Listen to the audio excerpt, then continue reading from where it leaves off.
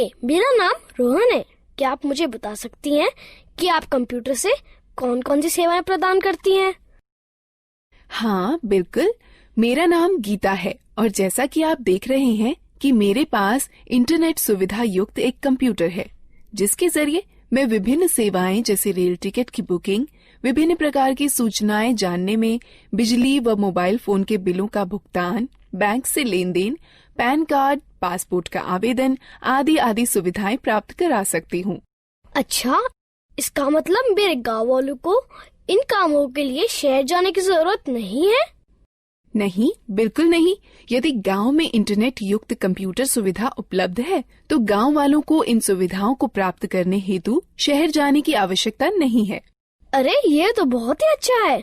मुझे पूरा विश्वास है कि यह सब जानकर गांव वाले भी मेरी तरह बहुत प्रसन्न होंगे। हाँ बिल्कुल, आप इन्हें गांव वालों को अवश्य बताइए।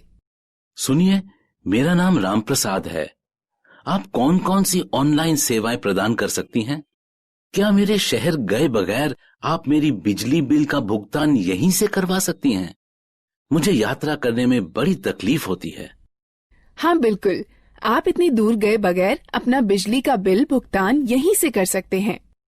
ऐसा है तो ये मेरे लिए बहुत ही सुविधाजनक होगा। क्या आप कंप्यूटर के जरिए फसल के बाजारू भाव भी बता सकती हैं? हाँ बिल्कुल, मैं कंप्यूटर पर इंटरनेट के जरिए वर्तमान में फसल के भाव भी बता सकती हूँ। यह तो आश्चर्यजनक है कि हम ये सारी सुविधाएं गांव में भी प्राप्त कर सकते हैं। हाँ, इंटरनेट के जरिए ये सभी सुविधाएं आप अपने गांव में ही प्राप्त कर सकते हैं। मैंने सुना है कि आजकल इंटरनेट की सुविधा मोबाइल फोन पर भी उपलब्ध है। क्या ये सत्य है? हाँ रोहन, न केवल मोबाइल फोन बल्कि आजकल लोग स्मार्टफोन अथवा टैबलेट पर भी इंटरनेट कनेक्शन का उपयोग बहुत सारे कामों के लिए करते हैं। यह सब सुनने में बहुत रुचिकर लगता है। क्या आप मुझे कंप्यूटर, स्मार्टफोन और टैबलेट के बारे में सिखा सकती हैं? बिल्कुल रोहन, कृपया बैठ जाइए। मैं आपको कंप्यूटर, स्मार्टफोन और टैबलेट के बारे में और अधिक बताती हूँ। बाकी आप लोग भी बैठ जाइए, जिससे मैं आप सभी को डिजिटल यंत्रों के बारे में और अधिक बता सकूं। सबसे पहले हम यह सीखते हैं कि कंप्यूटर क्या है। कंप्यूटर एक इलेक्ट्रॉनिक यंत्र है जिसका उपयोग आंकड़ों व सूचनाओं के संकलन व प्रसंस्करण के लिए किया जाता है। हम कंप्यूटर से क्या क्या कर सकते हैं? कंप्यूटर के जरिए मीलों दूर रहने वाले परिवार के सदस्यों व मित्रों से जुड़ा जा सकता है। रेल टिकट बुक कराए जा सकते हैं, बैंक खाते में लेन देन किया जा सकता है, सूचनाएं एकत्रित की जा सकती हैं, खेल खेले जा सकते हैं, गाने सुने जा सकते हैं और सिनेमा पिक्चर देखी जा सकती है। अब हम कंप्यूटर व उसके विभिन्न हिस्सों के बारे में सीखते हैं। A computer is divided into two parts, hardware and software. The computer and all the equipment connected to it are called hardware. Software is the set of instructions that the computer follows in performing a task. आपका मतलब है कि screen पर दिखने वाले सभी icons software होते हैं? हाँ रोहन, सॉफ्टवेयर कंप्यूटर में प्रोग्राम होते हैं जिनसे हम भांति भांति के काम करते हैं। अब हमें विभिन्न उपकरणों के विषय में जानना चाहिए जिनसे कंप्यूटर बनता है। कंप्यूटर के 3 अंग होते हैं। पहला इनपुट डिवाइस, दूसरा प्रोसेसिंग डिवाइस, तीसरा आउटपुट डिवाइस। जैसे एक ट्रैक्टर को चलने के लिए डीजल अथवा पेट्रोल की आवश्यकता होती है, ठीक उसी तरह कंप्यूटर में डाटा भरने, निर्देश अथवा सूचनाएं संकलित कर विभिन्न कार्य करने के लिए उपकरणों की आवश्यकता होती है। Devices which are used to insert data, instructions or information into a computer are called input devices. इन चित्रों को देखो, ये कुछ इनपुट डिवाइसें हैं जिनका प्रयोग कंप्यूटर में होता है। ये इनपुट डिवाइस निम्न हैं: pen drive, mouse, keyboard, CD, microphone. Keyboard और माउस प्राथमिक इनपुट डिवाइसें हैं। यह बिल्कुल टाइपराइटर के कीबोर्ड की तरह दिखता है। हाँ, इसमें कुछ अतिरिक्त बटन अवश्य है। सामान्य कीबोर्ड के बटनों के साथ इसमें कुछ अंक एवं विशेष बटन अवश्य होते हैं। क्या आप मुझे बताएंगी कि इन विशेष बटनों का प्रयोग किस लिए किया जाता है? अंक बटनों की सहायता से कैलकुलेटर की भांति कंप्यूटर में अंक भरे जाते हैं। नेविगेशनल बटन मार्गदर्शक बटन होते हैं जो मॉनिटर पर पेज देखने में सहायक होते हैं। प्रोग्राम में पेज अप बटन विषय के दिखने वाले भाग और कर्सर को स्क्रीन पर आगे बढ़ाता है। प्रोग्राम में पेज डाउन बटन विषय के दिखने वाले भाग और कर्सर को स्क्रीन पर पीछे करता है। प्रोग्राम में होम बटन कर्सर को विषय के आरंभ में ले जाता है। प्रोग्राम में एंड बटन कर्सर को विषय के अंतिम लाइन में ले जाता है। प्रोग्राम में ये तीनों बटन संपादन बटन कहे जाते हैं जो कंप्यूटर में पठनीय विषय में संशोधन करने में सहायक होते हैं। ज्यादातर लेख संपादन प्रोग्रामों इंसर्ट बटन का प्रयोग किसी लेख में शब्दों को भरने और लिखावट पर शब्दों के पुनर्लेखन में होता है। डिलीट बटन लेख संपादन प्रोग्रामों में एक एक कर अक्षर दाईं ओर मिटाता है। बैकस्पेस बटन लेख संपादन प्रोग्रामों में एक एक कर अक्षर बाईं ओर मिटाता है। ये 4 बटन किस काम के लिए प्रयोग किए जाते हैं? ये चारों बटन दिशा निर्देशक बटन कहलाते हैं। ज्यादातर लेख संपादन प्रोग्रामों में ऊपर की तरफ तीर के निशान वाला बटन कर्सर को स्क्रीन पर ऊपर की ओर ले जाता है। ज्यादातर लेख संपादन प्रोग्रामों में नीचे की तरफ तीर के निशान वाला बटन कर्सर को स्क्रीन पर नीचे की ओर ले जाता है। ज्यादातर लेख संपादन प्रोग्रामों में बाईं की तरफ तीर के निशान वाला बटन कर्सर को स्क्रीन पर बाईं की ओर ले जाता है। ज्यादातर लेख संपादन प्रोग्रामों में दाईं की तरफ तीर के निशान वाला बटन कर्सर को स्क्रीन पर दाईं की ओर ले जाता है। क्या तुम F1 से F12 तक के बटनों को देख रहे हो? यह बटन फंक्शन बटन कहलाते हैं। यह बटन कंप्यूटर पर सक्रिय प्रोग्राम के अनुसार निर्दिष्ट किए गए विशेष कार्य को निष्पादित करते हैं। ज्यादातर प्रोग्रामों में एस्केप बटन चल रही प्रक्रिया समाप्त कर देता है। कंट्रोल और अल्टरनेट बटन क्रिया परिवर्तन बटन हैं, जो ज्यादातर प्रोग्रामों में विशिष्ट कार्य और माउस की क्रिया को या तो परिवर्तित कर देते हैं या तो बढ़ा देते हैं। विंडो बटन विंडोज के स्टार्ट मेनू को सक्रिय कर देता है। यह बिल्कुल वैसे ही होता है जैसे कि टास्क बार के स्टार्ट बटन पर क्लिक करने से होता है। अब तक हमने कीबोर्ड के विभिन्न बटनों के बारे में सीखा। अब हम माउस के बारे में सीखते हैं। माउस एक दिखाने, निर्देशन करने वाला यंत्र है जिसका प्रयोग कंप्यूटर स्क्रीन पर दिखने वाले विषय आइकन्स को इंगित कर उनसे परस्पर संबंध बनाने में होता है। आप देखेंगे कि जैसे ही माउस चलाया जाता है वैसे ही माउस चलाए जाने की दिशा में एक छोटा तीर स्क्रीन पर चलता है। इस तीर को पॉइंटर कहते हैं। पॉइंटर की सहायता से कंप्यूटर को प्रक्रिया के लिए डाटा व निर्देश उपलब्ध कराए जा सकते हैं। माउस पर 2 बटन भी होते हैं, बायां बटन और दायां बटन। माउस के दोनों बटनों के बीच में एक घूमने वाला चक्का भी होता है, जिसकी मदद से प्रलेख या डॉक्यूमेंट और वेब पेज पर आसानी से चला जा सकता है। ये माउस द्वारा किए जा सकने वाले कुछ कार्य हैं। माउस के बाएं बटन को एक बार दबाकर स्क्रीन पर किसी प्रोग्राम को चुना जा सकता है। माउस के बाएं बटन को लगातार 2 बार बिना किसी अंतराल के दबाकर क्लिक कर किसी प्रोग्राम के अंदर प्रवेश किया जा सकता है। माउस के दाएं बटन को दबाए जाने पर इंडेक्स मेनू खुलेगा। घूमने वाला चक्का स्क्रीन पर पेज को ऊपर नीचे खिसकाने में हमारी सहायता करता है। जिस तरह दानों से भूसी निकालने या गेहूं को पीसने में ग्राइंडिंग मिल एक प्रोसेसिंग मशीन की तरह काम करती है, उसी तरह कंप्यूटर में वह यंत्र जो डाटा संग्रहण और संरक्षण को नियंत्रित करते हैं वह प्रोसेसिंग डिवाइस कहलाते हैं। कंप्यूटर प्रोसेसर या सीपीयू प्रोसेस की जाती है, फिर कंप्यूटर की मेमोरी या आरएएम में संरक्षित की जाती है। जिस तरह दानों से भूसी निकालने या गेहूं को पीसने में ग्राइंडिंग मिल एक प्रोसेसिंग मशीन की तरह काम करती है, जिस तरह अनाज और भूसे को अलग अलग करने वाला थ्रेशर एक आउटपुट मशीन है, उसी तरह कंप्यूटर के साथ परिणाम को दिखाने के लिए जो यंत्र प्रयोग में लाए जाते हैं उन्हें आउटपुट यंत्र कहते हैं। मॉनिटर एक बहुत ही सामान्य आउटपुट यंत्र है। मॉनिटर स्क्रीन है जिसका प्रयोग आउटपुट जैसे शब्दों, अंकों व चित्रों को देखने में होता है। मॉनिटर दो तरह के होते हैं, कैथोड रे ट्यूब और flat panel display. Printer computer से प्रसंस्कृत डाटा लेता है जिसे सॉफ्ट कॉपी कहते हैं और उसे छापकर निकालता है जिसे हार्ड कॉपी कहते हैं। कंप्यूटर पर दिखने वाले किसी चित्र या लेख को सॉफ्ट कॉपी कहते हैं तथा उसी के छपे हुए को हार्ड कॉपी कहते हैं। प्रिंटर तीन तरह के होते हैं, इंकजेट प्रिंटर, लेजर प्रिंटर और डॉट मैट्रिक्स प्रिंटर। स्पीकर एक आउटपुट यंत्र जिसके द्वारा हम आवाज सुनते हैं। स्पीकर के बिना हम गाने अथवा आवाज विषयों आदि को सुन नहीं सकते। हेडफोन कंप्यूटर से आवाज आउटपुट देता है।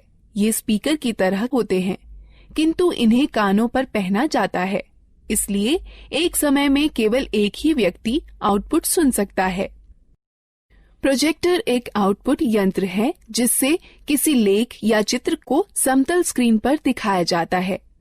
अधिकतर प्रोजेक्टर का प्रयोग सम्मेलनों में या प्रस्तुतिकरण में होता है जिसके द्वारा प्रदर्शित होने वाले कई लोग एक साथ देख सकते हैं।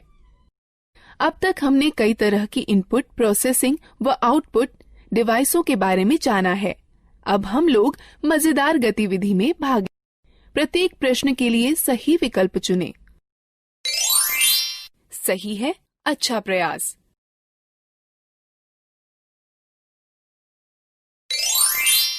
सही है, अच्छा प्रयास।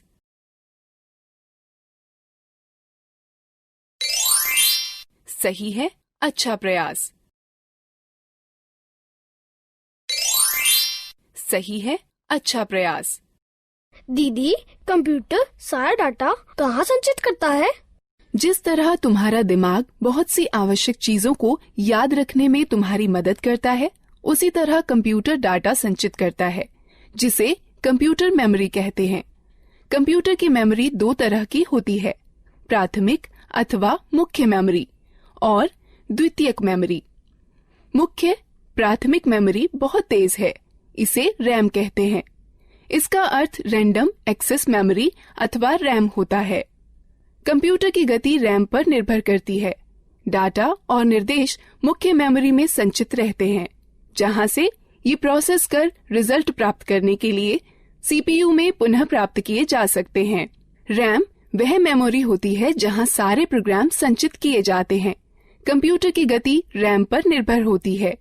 कैश मेमोरी वह मेमोरी है जो रैम का अंग होती है और प्रोसेसर के बहुत पास होती है। इसका प्रयोग प्रोसेसिंग गति को सुधारने में किया जाता है। प्राथमिक मेमोरी सीमित होती है, इसलिए असीमित डाटा को सुरक्षित करने के लिए द्वितीयक मेमोरी का प्रयोग करते हैं।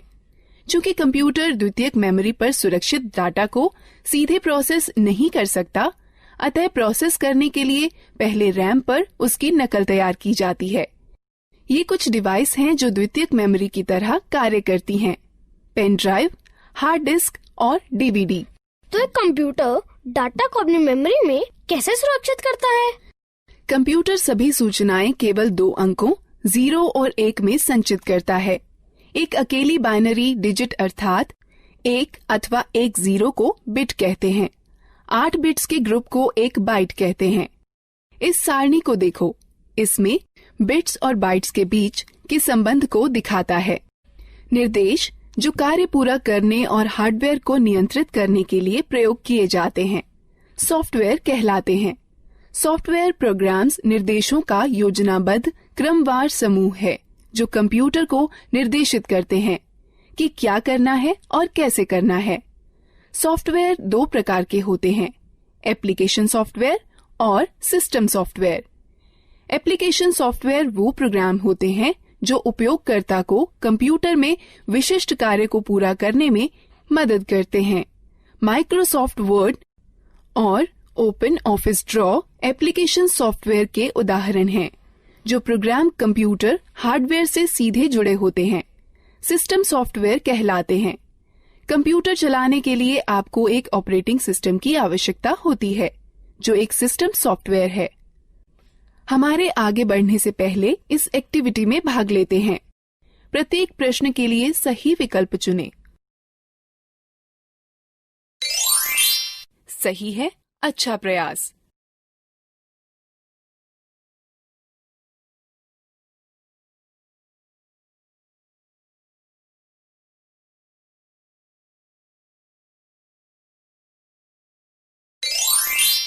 सही है, अच्छा प्रयास। गीता, ये सब रुचिकर है। मैंने पहले कभी भी कंप्यूटर नहीं चलाया है। क्या तुम मुझे बता सकती हो कि कंप्यूटर कैसे स्थापित किया जाता है और कैसे चलाया जाता है? अवश्य चाचा, मैं सब कुछ समझा दूंगी। सबसे पहले मैं आपको कंप्यूटर के विभिन्न अंगों से परिचित कराती हूँ। यह मॉनिटर है। यह टेलीविजन की तरह है और इसकी स्क्रीन पर आउटपुट देखा जाता है। यह सिस्टम बॉक्स है। इसमें सेंट्रल प्रोसेसिंग यूनिट अर्थात सीपीयू होता है। यह सीपीयू ही कंप्यूटर का मुख्य दिमाग होता है। यह कीबोर्ड और माउस हैं। यह दोनों इनपुट डिवाइस हैं, जिसके द्वारा कंप्यूटर में डाटा भरा जाता है। कंप्यूटर को जोड़ने के लिए सबसे पहले उसे मेज पर रखिए। तब सिस्टम बॉक्स के बगल में मॉनिटर रखिए। सिस्टम बॉक्स के पीछे का भाग देखिए। इसमें विभिन्न डिवाइसें जोड़ने के लिए खांचे बने हैं, जिन्हें पोर्ट कहते हैं। अब इस तरह से मॉनिटर सिस्टम से जोड़ा जाता है। सिस्टम बॉक्स वीडियो पोर्ट को वीजीए पोर्ट कहते हैं।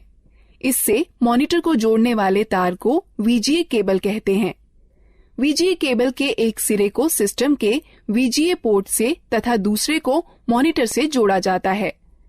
कीबोर्ड दो प्रकार के कनेक्टर वाले होते हैं, PS2 कनेक्टर अथवा USB कनेक्टर। कीबोर्ड को कनेक्ट करने के लिए उसके कनेक्टर को सिस्टम के उपयुक्त पोर्ट में जोड़ा जाता है। माउस तीन प्रकार के कनेक्टर वाले होते हैं, PS2 कनेक्टर, USB कनेक्टर अथवा सीरियल कनेक्टर। माउस को कनेक्ट करने के लिए उसके कनेक्टर को सिस्टम के उपयुक्त पोर्ट में जोड़ा जाता है। उसी तरह यदि आप प्रिंटर को जोड़ना चाहते हैं तो उसके कनेक्टर, जो इन दो में से किसी एक प्रकार का हो सकता है, समानांतर पोर्ट अथवा USB पोर्ट को सिस्टम के उपयुक्त पोर्ट में जोड़ दें। अब हम कंप्यूटर को बिजली के मेन बोर्ड से कैसे जोड़ सकते हैं? कंप्यूटर दो बिजली सप्लाई के तारों के साथ आता है। एक बिजली सप्लाई तार को सिस्टम यूनिट के बिजली सप्लाई प्लग में तथा दूसरे तार को मॉनिटर के पोर्ट से प्लग करें। उसके बाद दोनों तारों को बिजली के पोर्ट से या UPS से जोड़ें। क्या आप हमें दिखा सकती हैं कि कंप्यूटर को कैसे जोड़ते हैं? बिल्कुल। कंप्यूटर चालू करने के लिए निम्न कार्यवाहियों का अनुसरण करें।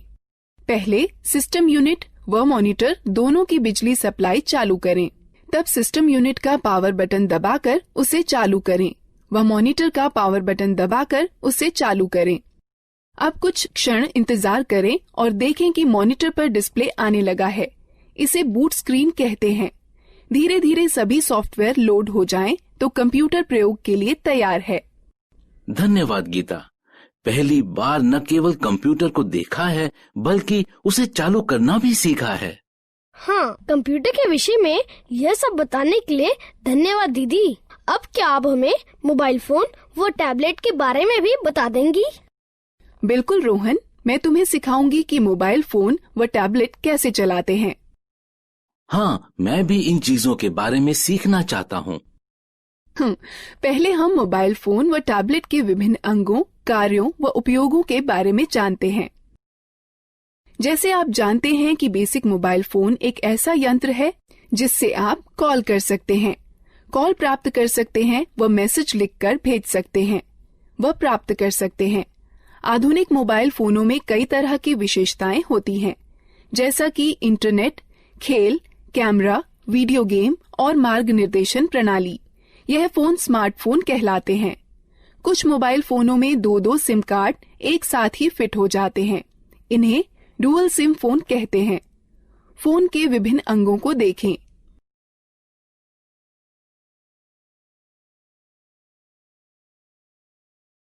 गीता, क्या तुम मुझे दिखा सकती हो कि फोन में सिम व बैटरी कैसे डालते हैं? बिल्कुल, बस निम्न प्रक्रियाओं का अनुसरण करें। पहला, फोन को स्विच ऑफ कर दें और पीछे का कवर निकाल दें। उसके बाद फोन की बैटरी निकाल दें। तब सिम खांचे में सिम डाल दें। अंत में बैटरी व कवर पुनः लगा दें और फोन को चालू करें।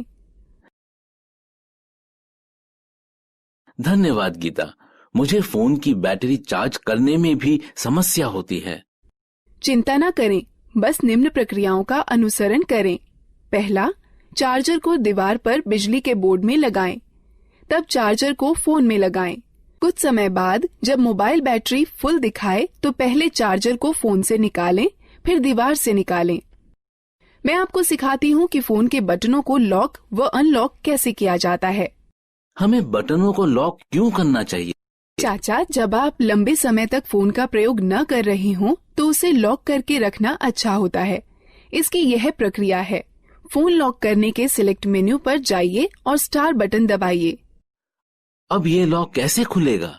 इसे खोलने के लिए फोन का अनलॉक बटन दबाइए और तब स्टार बटन दबाइए। मेरे पास ये नया मोबाइल है और मुझे यहाँ तक नहीं पता है कि इसकी विशेषताएं कैसे देखें। आप अपने मोबाइल की विशेषताएं देखने के लिए पहले मेनू आइकन छुएं या मेनू बटन दबाएं, जिससे फोन के सारे फीचर दिखाई पड़ने लगेंगे। और पीछे जाने के लिए पीछे आइकन को छुएं या बटन को दबाएं। पुनः आरंभ में जाने के लिए होम आइकन को छुएं या बटन को दबाएं। बेसिक फोन अथवा टच स्क्रीन फोन रिंगटोन घंटी बदलने के लिए निम्न प्रक्रिया अपनाएं। बेसिक फोन के लिए पहले मेनू चुनें, फिर सेटिंग, तब टोन चुनें और फिर खिसक कर रिंगटोन पर जाएं। तब गैलरी खोलने के लिए खिसक कर गैलरी पर जाएं, जहां पर कई रिंगटोनों की सूची दिखाई देगी। अब आप अपनी इच्छा अनुसार टोन का चयन कर सकते हैं। टच स्क्रीन फोन रिंगटोन बदलने की प्रक्रिया। पहला, होम आइकन को छुएं, फिर मेनू आइकन को छुएं, फिर पर्सनलाइजेशन सेटिंग्स आइकन को छुएं, फिर सेटिंग आइकन को छुएं, फिर प्रोफाइल सेटिंग आइकन को छुएं। तब रिंगटोन या नोटिफिकेशन रिंगटोन आइकन को छुएं। तब रिंगटोन की सूची में खिसक कर अपनी इच्छानुसार रिंगटोन चुनें। तब ठीक ओके आइकन को छुएं। मैं अपने फोन में अलार्म सेट करना चाहता हूँ। क्या सुबह जल्दी अलार्म सेट करने में आप मेरी मदद कर सकती हैं?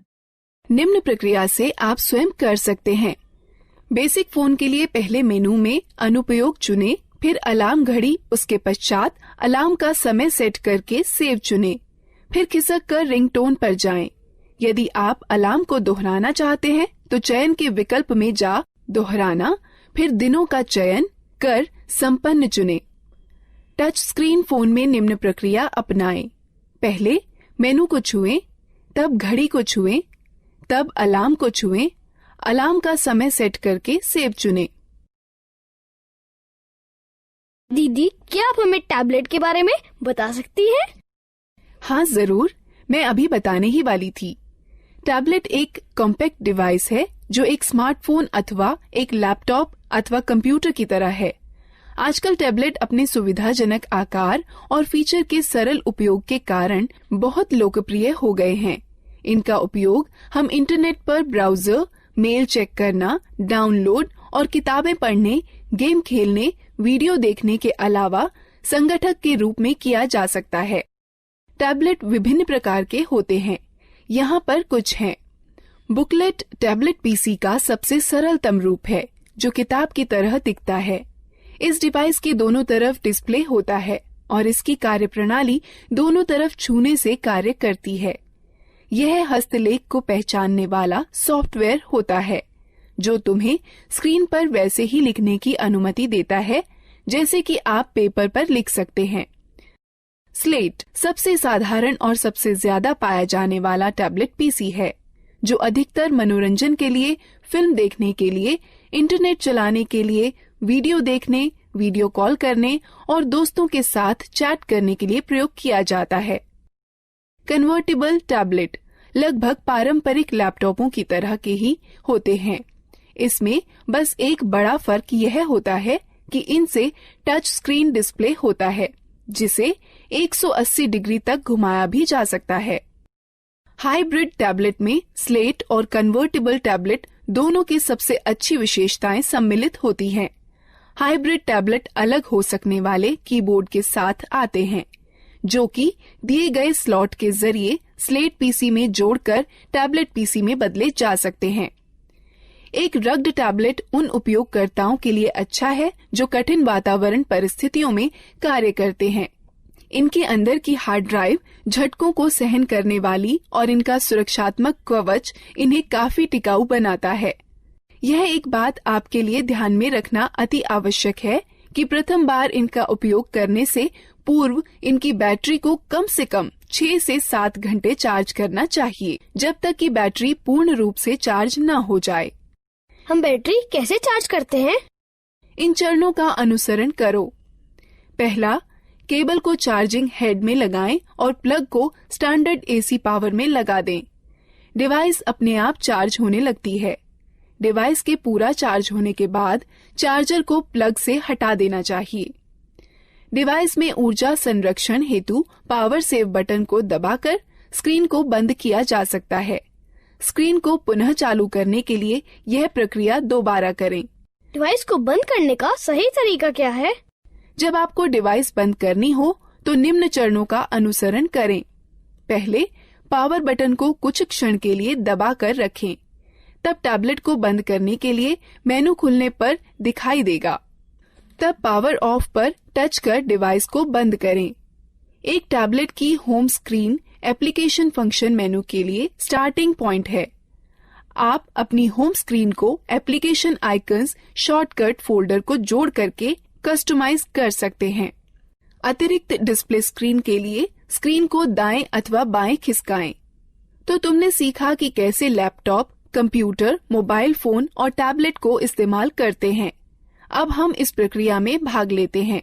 प्रत्येक प्रश्न के लिए सही विकल्प चुनें। सही है, अच्छा प्रयास।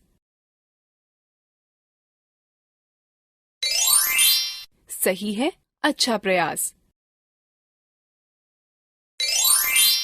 सही है, अच्छा प्रयास। सही है, अच्छा प्रयास।